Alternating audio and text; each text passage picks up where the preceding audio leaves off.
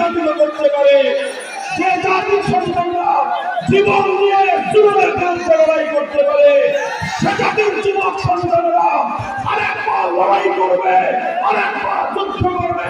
সে লড়াই হবে আল্লাহর জমিনে, আল্লাহর কোরআনের রাস্তায় করবে।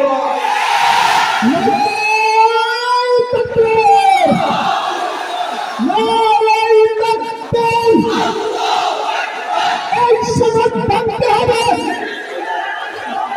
বিনার পূজায় আনতে হবে, তন্ত্রমন্ত্র দিন শেষ, খেলাফতের বাংলাদেশ,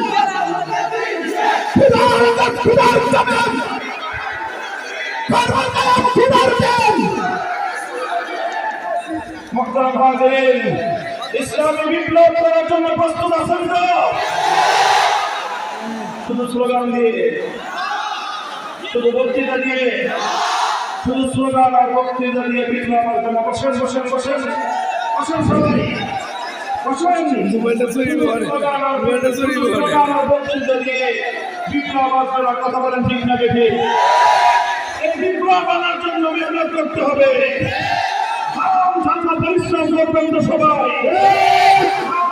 পরিশ্রমের পর সকলস্য দিয়ে আল্লাহর কাছে সাহায্য চাইতে হবে। সাহায্য চাইবেন,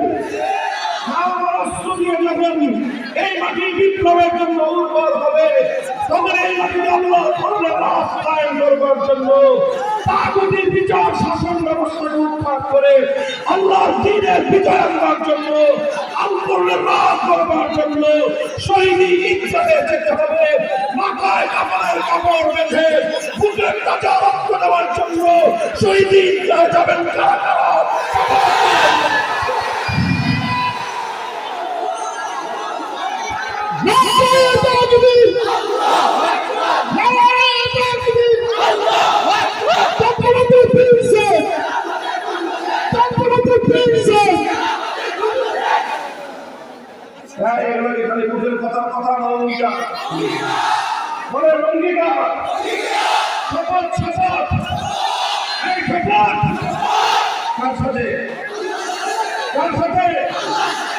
আল্লাহর সাথে শপথ।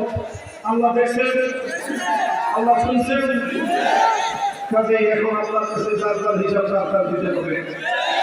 ইনশাআল্লাহ আল্লাহ আমাদেরকে সাহায্য করবেন। আমরা নিজেদেরকে প্রস্তুত করি। ইনশাআল্লাহ এই দেশে পরবর্তী বিপ্লব হবে ইসলামের। আল্লাহ আমাদেরকে সেই সোনালী দিন দেখার তৌফিক দান করেন। আল্লাহ প্রথম তারিখ সুবহানাল্লাহি ওয়া বিহামদিহি।